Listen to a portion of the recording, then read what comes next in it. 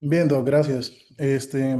Ok, pues buenas tardes con todos. Yo soy el doctor Homero Naya y les voy a platicar acerca del retinoblastoma. Afortunadamente, pues recientemente ya tomamos esta clase con el doctor Rafa Ocampo. Creo que fue la semana pasada, entonces va a ser más fácil retomar algunos puntos. Bueno, para empezar.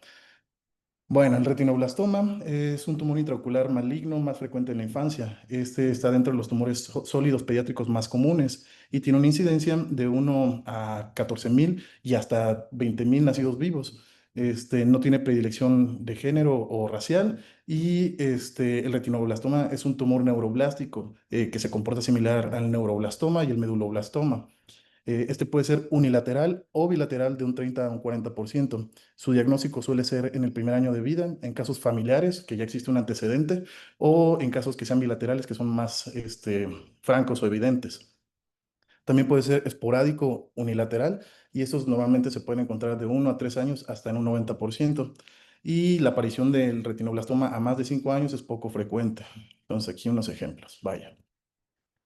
Entonces, ese se presenta como una lesión translúcida, color blanco, acompañada de vascularización. El signo inicial más común es la leucocoria, el cual es el reflejo pupilar blanco. Este normalmente es evidente por los familiares y descrito como un brillo, un destello en el reflejo del ojito. En vez de tener nuestro reflejo rojo natural, ven este reflejo anormal y los inquieta y es lo que los obliga a venir con nosotros, a indagar. Entonces, importante mencionar sobre los diagnósticos diferenciales de la leucocoria. Pues existen bastantes, ¿no? Entonces, entre todos ellos, aquí les puse unos ejemplos.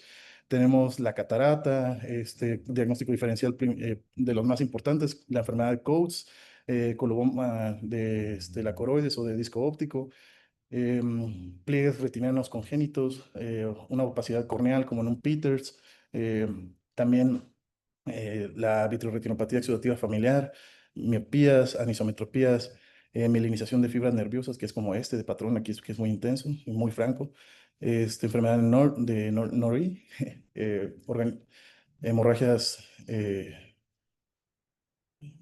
perdón, organización vítrea hemorrágica, persistencia fetal, persistencia vascular fetal, ¿cómo es?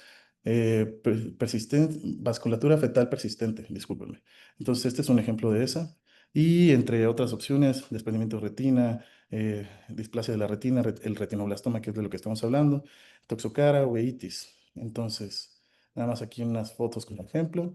Y mencionaba que un 25% de estos pacientitos pueden presentar estrabismo, ya sea una eso o una exotropia y puede ir asociado con condiciones clínicas menos comunes, como hemorragias vítreas, ifemas, inflamación ocular, este, em, o periocular, glaucoma, la proptosis y el pseudohipopión, que también vamos a mencionar. Entonces, aquí estos de los menos comunes.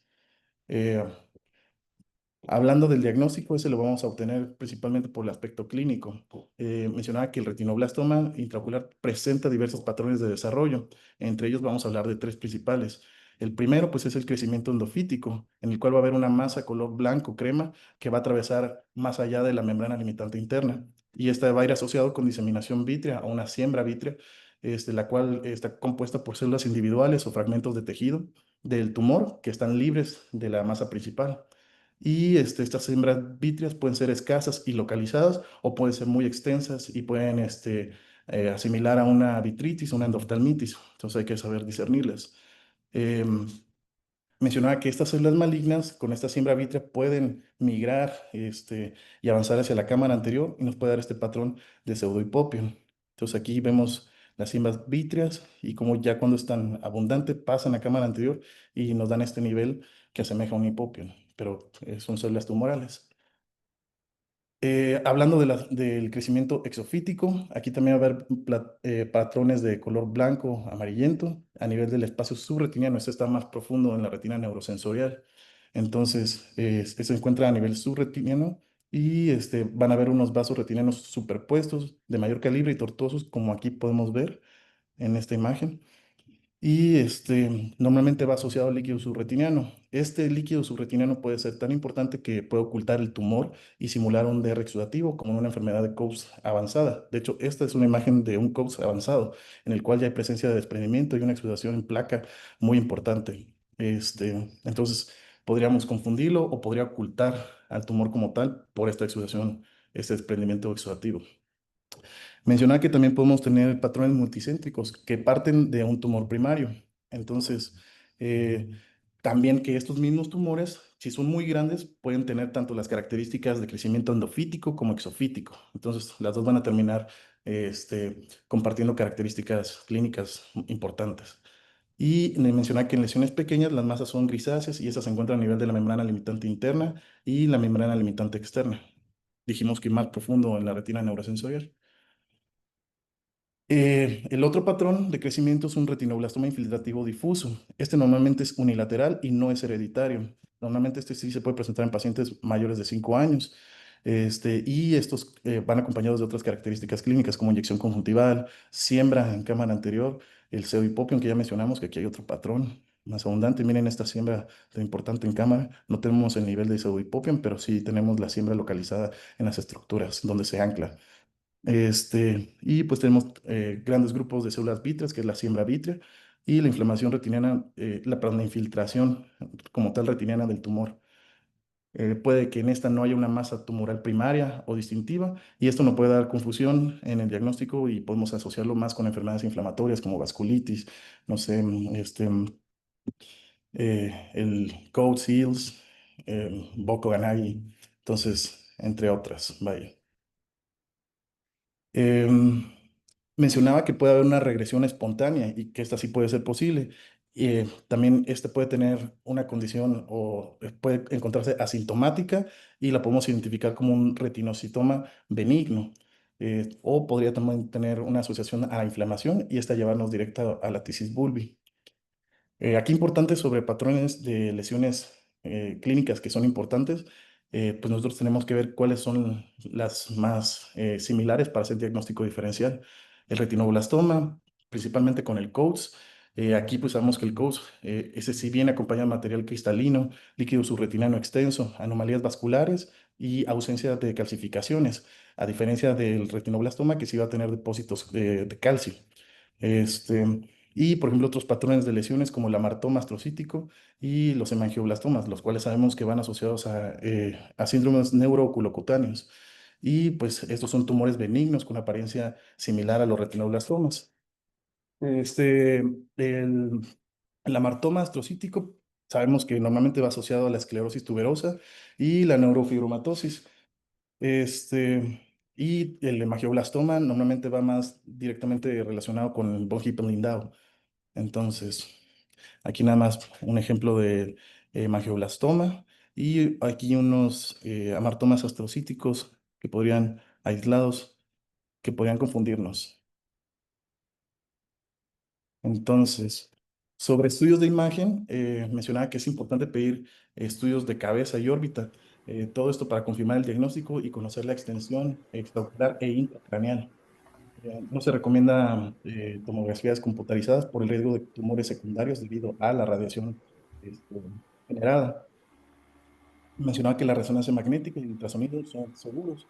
Aquí, por ejemplo, podemos ver en la resonancia magnética cómo hay un compromiso muy importante y ya ha invadido el cerebro. Y eh, por ejemplo, aquí en este ultrasonido podemos ver los depósitos de calcio en la siembra vítrea, que ven como unas hiperprotenicidades en, en la cavidad. Y este, mencionaba que en casos atípicos podemos hacer una aspiración del líquido ocular, pero va a generar riesgo de formación de las células malignas. También podemos confundir ADN del tumor directamente del humor acuoso si hiciéramos una toma de muestra de cámara anterior con una aguja. Creo que por ahí alguien tiene un micrófono. Bueno, entonces, hablando de la histopatología, vamos a encontrar en patrón patognomónico recetas de Flexner, Winterstein, y entre otros patrones que podemos encontrar en las recetas de Homer Wright. Estos son más comunes en otros tumores neuroblásticos. Aquí pues nada más les puse esta imagen para tener entre los patrones patológicos. El patrón de rosetas de Homer Wright normalmente va más asociado a neuroblastoma. Doctor Alfredo Yáñez, por favor, silencie su micrófono, que estamos en clase. Gracias, no hay problema. Entonces, Homer Wright les decía, las rosetas son más asociadas a neuroblastomas, meduloblastomas, pineoblastomas. Y las de Flexner Wintersteiner son más patognomónicas de retinoblastoma. Y aquí está el patrón que normalmente vemos. Aquí es otro ejemplo de unas pseudorosetas perivasculares que van más asociadas a ependimoma, a neurocitoma y a glioblastoma. Entonces, nada más, eso es histológico. Ahora, hablando de la genética como tal, mencionaba que aquí el gen afectado es el RB1, el retinoblastoma 1. Entonces, en el cromosoma 13, sobre la banda del brazo largo Q14. Este gen específico es el encargado de codificar la proteína PRB, que va a suprimir la formación de tumores. Entonces, como hay una alteración, una mutación en este gen, no va a poder suprimir esta proliferación tumoral. Mencionaba que entre los patrones genéticos, este, necesita haber para que exista una mutación que nos dé un retinoblastoma, menciona que ambos genes de RB1 deben de presentar esta alteración. Y cuando se trata de este caso, un 60% de los casos van a presentar mutaciones somáticas que no son hereditarias de ambos alelos en el RB1. Esto a nivel de las células retinianas, que es donde va a proliferar.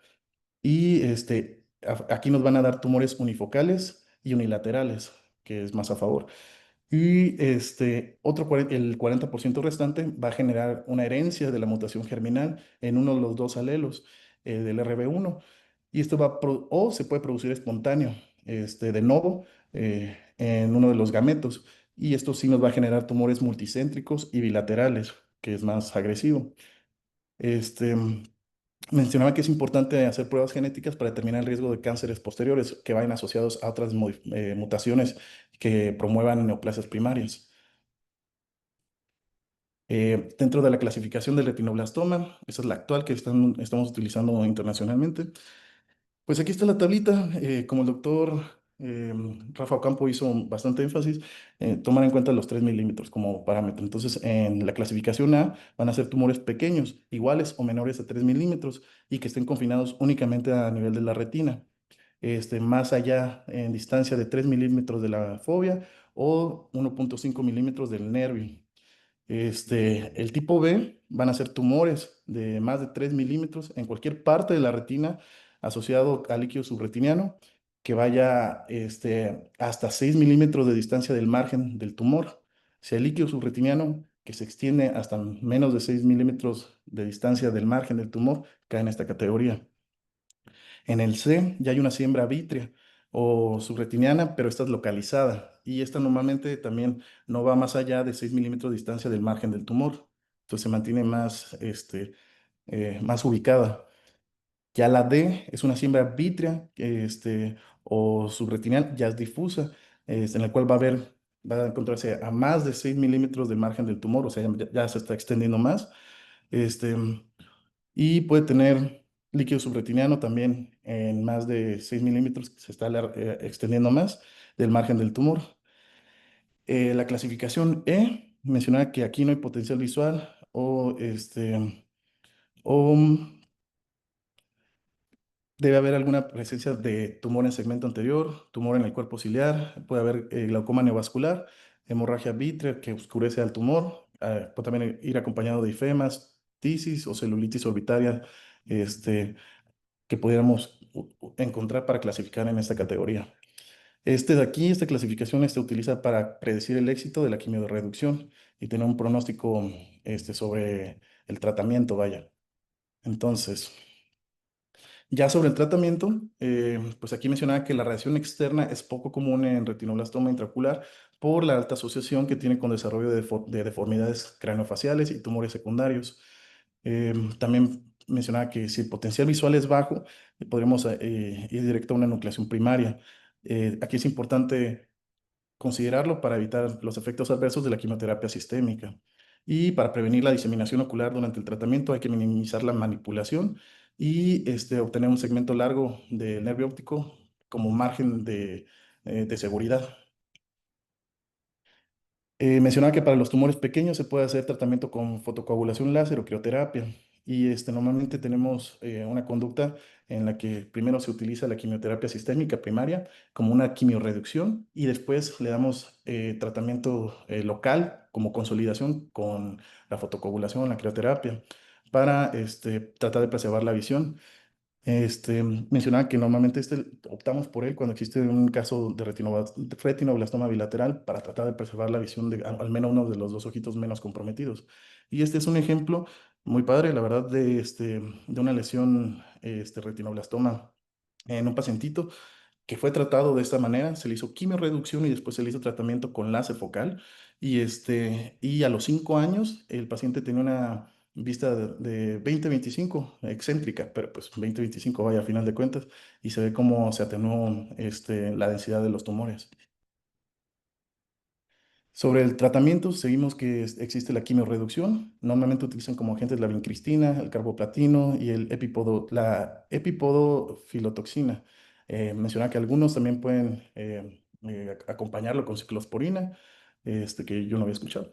Y el tratamiento, mencionaba que el tratamiento quimioterapéutico rara vez tiene éxito si solo se usa aislado. Normalmente este tiene que ir acompañado, como les dije, de la crioterapia, la fotocoagulación, la termoterapia o radioterapia con placas, mencionaba. Dentro de los efectos adversos de la quimioterapia puede haber un recuento sanguíneo bajo, pérdida de cabello, pérdida de audición, toxicidad renal, trastornos neurológicos y cardíacos y riesgo de una leucemia mielogénica aguda. Mencionaba también que como agentes quimioterapéuticos podemos utilizar el melfalán como agente más común. Dentro de las complicaciones sistémicas podemos tener neutropenia y metástasis. A nivel ocular, oclusiones vasculares, blefarotosis, pérdida de los cilios, disfunción motora temporal y edema periocular. Mencionaba que la quimioterapia intravítrea en la diseminación vítrea, más bien que podemos utilizar quimioterapia intravítrea en la diseminación refractaria o recurrente. También que podemos utilizar inyecciones perioculares para la quimioterapia adyuvante. Y menciona que con tratamiento el retinoblastoma puede desaparecer por completo, pero normalmente persiste y puede encontrarse como una masa calcificada en patrón tipo 1 de queso cottage, o una lesión grisácea translúcida no calcificada como un remanente. Menciona que de las complicaciones del retinoblastoma extraocular, vamos a tener cuatro tipos principales: la afección del nervio óptico, la invasión orbitaria, la afección al sistema nervioso central y la metástasis a distancia. Por ejemplo, aquí vemos evidentemente cómo se ha propagado. Este, y mencionaba que el tratamiento en estas condiciones extraoculares es quimioterapia multimodal intensiva, rescate autólogo de células madre hematopoyéticas y una radioterapia externa.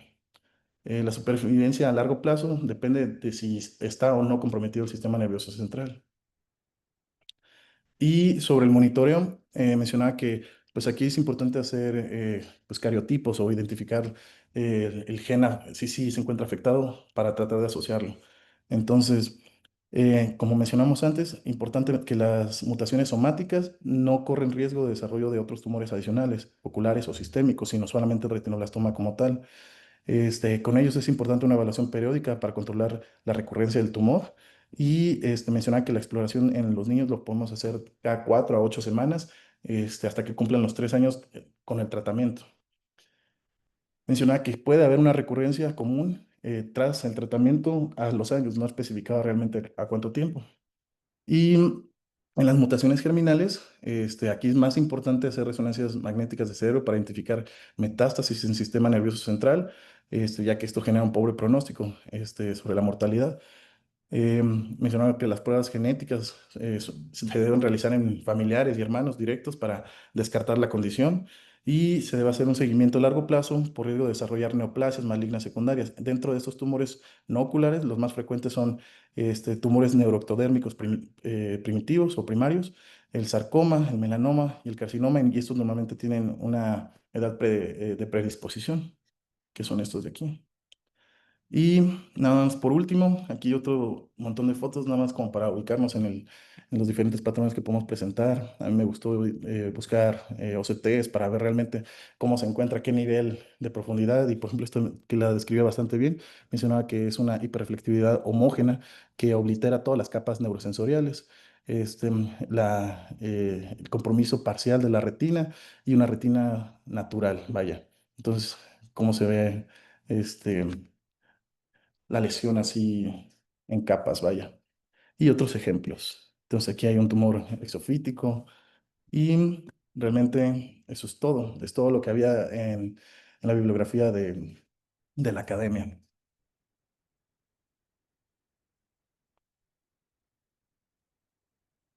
No sé si alguien quiere comentar algo, doctor. Excelente. Hola. ¿Tienen alguna duda o alguna pregunta o algún comentario? Yo creo que, Homero, yo creo que está muy claro todo. Eh, y ya hace una semana habíamos tenido una clase también, pues que habían hablado de eso.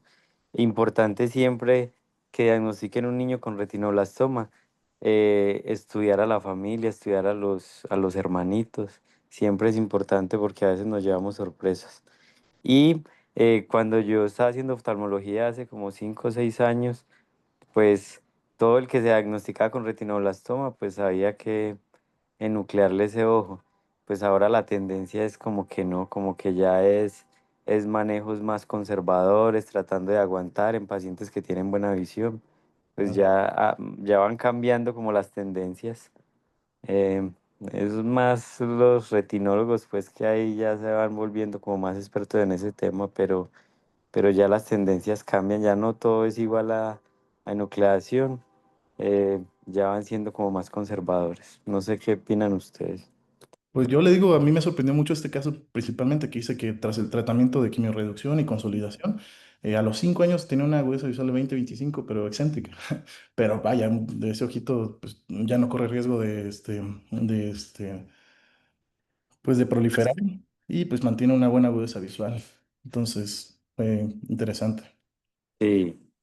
Bueno, entonces si no es más, pues damos por concluida la clase y nos vemos la otra semana.